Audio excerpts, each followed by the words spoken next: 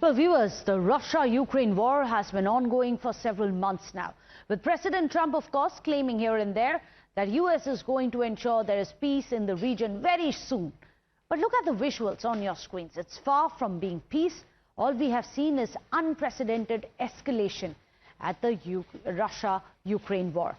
Ukraine has launched a massive drone strike on airfields across Russia. Ukraine has successfully destroyed Russian strategic bombers as well. These visuals that you can see on your screens, the visuals clearly show the moment of an attack, one of multiple in Russia. In fact, the video shows what has now become nightmare for Russia. A truck that was actually carrying all the way from Ukraine by unsuspecting truck drivers. The drones then flew in and hit their intended targets. You can see some of the moments of those strikes on your screens. The visuals show the moment when the blast took place. In what is being called as one of the most successful Ukrainian strikes against Russia's strategic aviation of the war so far, multiple Russian Tupolev Tu-95 strategic bombers have been set ablaze. Ukraine's security service have spent over 18 months planning this large-scale Operation Spiderweb, a stealth operation that struck several air bases housing Russian strategic aircrafts. In fact, these drones were concealed under remote control roofs on trucks. The videos that you can see of Ukrainian drone swarms then coming out of trucks and start attacking Russia's fleet of strategic bombers. In fact, there were 4 air bases deep inside Russia which were struck in these coordinated attacks, with up to 40 Russian planes being completely destroyed and decimated by these targeted drone strikes. And this includes the long-range bombers as well. In fact, let's tell our viewers how, according to the sources which are now coming in, reports suggest that the attack took over 1.5 years to execute, and it was personally being supervised by Ukrainian President Volodymyr Zelensky. In fact, he is the one who has announced it today as well, saying that I had sanctioned this strike a year and a half back. Well, this operation saw drones being transported in containers which are carried by trucks deep into the Russian territory. These drones then reportedly hit about 41 planes, 40 to 41 planes. We're not in a position to confirm the number, but it's 40 to 41 Russian planes were shot at by these drones, and several of the airfields were completely decimated on Sunday afternoon. And this includes A-50s, Tu-95s, Tu-22M aircraft as well. Now, Moscow has, remember, previously used these Tupolev Tu-95 that have been destroyed, as well as the Tu-22 long-range bombers to launch missiles at Ukraine, while A-50s were being used by Moscow to coordinate the strikes and detect the air defenses and the guided missiles. So it's very interesting. After 18 months in the making, Operation Spiderweb has actually managed to take down some of the strategic military assets of Russia. In fact, let's tell you a bit about it. It has been planned by Ukraine's security services, is what we are picking up. There were drones, cabins which were secretly delivered to Russia as well inside trucks. These drones were concealed under the roofs of these cabins. Now, these cabins were also later mounted on top of trucks. Well, at the signal, the roofs opened remotely, letting loose swarms of these drones which were launched from the trucks and the cabins on top of these trucks. The drones then struck these strategic bomber aircrafts, and that is how they managed to carry this out. There were 141 operators, as well as many as there were the number of drones. In fact, let me go across to our panelists so that we have an understanding of what really it is that Ukraine has managed to achieve today. Oleksiy is joining us, Oleksiy Goncharenko. He is a Ukrainian parliamentarian. Thank you so much, sir, for joining us. It's good to have you here, so that, after all, you were there the minute we've seen the kind of destruction that Ukraine's secret ops have managed to unleash on Russia. But what's going to be the way forward? I find the timing very interesting, because this comes just a day before Moscow and Kiev are about to have peace talks in Istanbul. What's with the timing, if you can explain to us? What's the way forward for Ukraine? Hello. First of all, it's really absolutely brilliant attack, unprecedented in war history of the world. When Russian, all these aircraft that you show now on the screen, which were destroyed, All of these, each of them costs hundreds of millions of dollars. And what is probably even more important, they all can carry nuclear weapons. And Russia has not produced any one plane like this from 1991 after the collapse of Soviet Union. So it's something absolutely unrepairable damage for Russia. Speaking about negotiations, unfortunately, I don't wait anything from these negotiations because Ukraine from March of this year is proposing unconditional ceasefire to make it happen immediately. And Russia refuses. And unfortunately, I think today Russia will refuse again.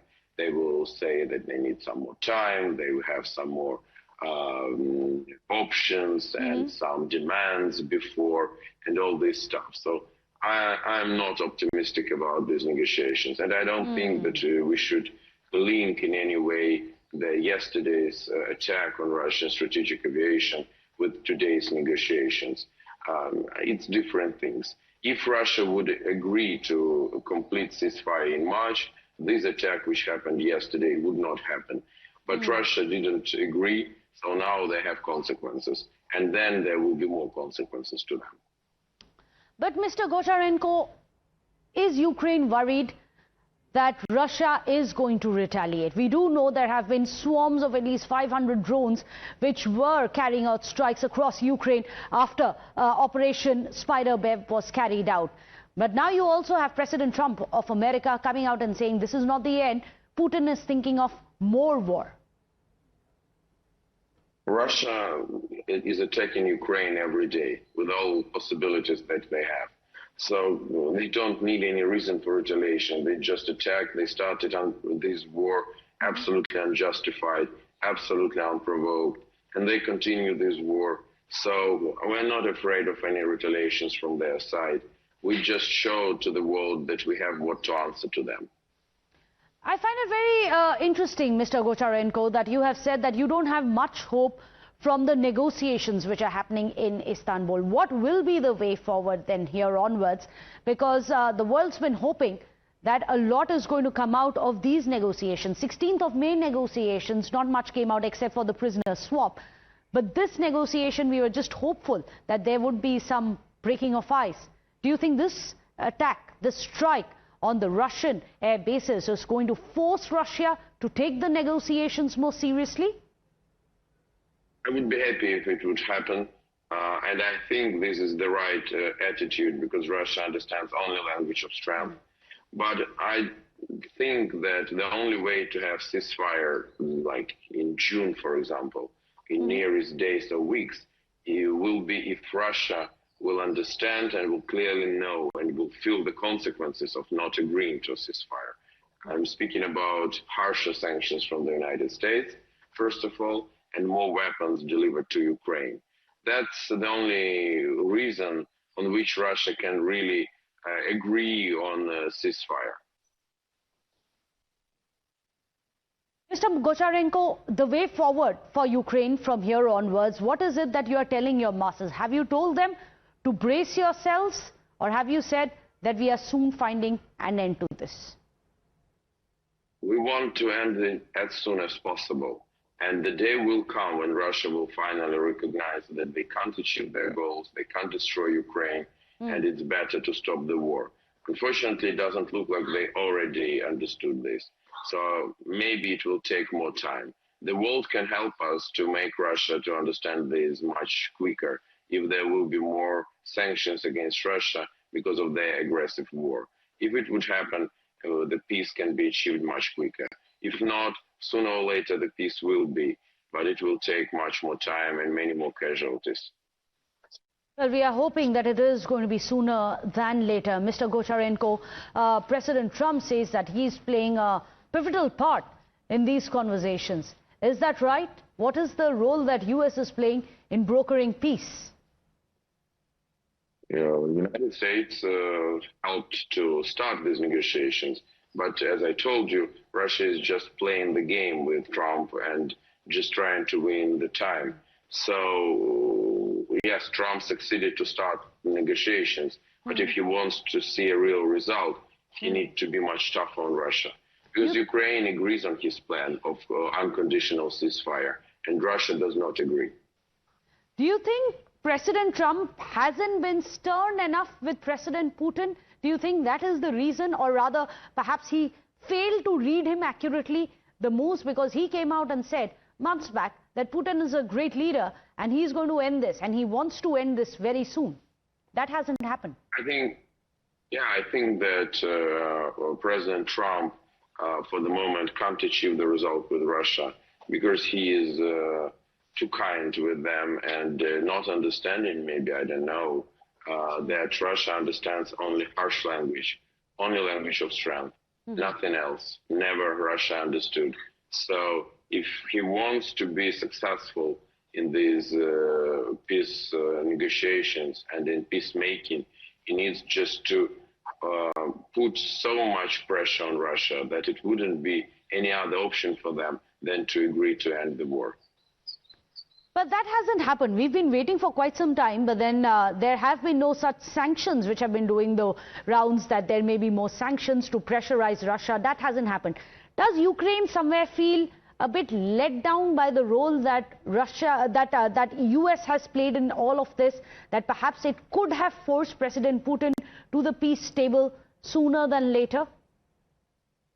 Yeah, we would like to see another result, and we hope that the United States will realize and will change their tactics with Russia, because current tactics does not give result. We see the war continues. President Trump said during his electoral campaign that he would end the war in 24 hours. It's already how many months? More than 4 months that he is in office. Nothing is stopped. So if he wants to have result, he needs to change his tactics with Russia and his strategy towards Russia. And Ukraine is steadfast that it is going to not just defend but also strike at Russia till there is peace? No, we do what we should do to protect ourselves, because these aircrafts were used to kill Ukrainians, not just military, but attacking civilian infrastructure and killing civilians. So we retaliated. We will do whatever we can in order to decrease Russian military capacity, to destroy it. And we are quite successful in this, as you see. Just one this attack cost for Russia billions of dollars, just in 1 hour. So I hope that will make Russia to realize they should stop the war. Right. Well, appreciated, Mr. Oleksiy Goncharenko, for joining us here on the show. He's a Ukrainian parliamentarian, and he interestingly says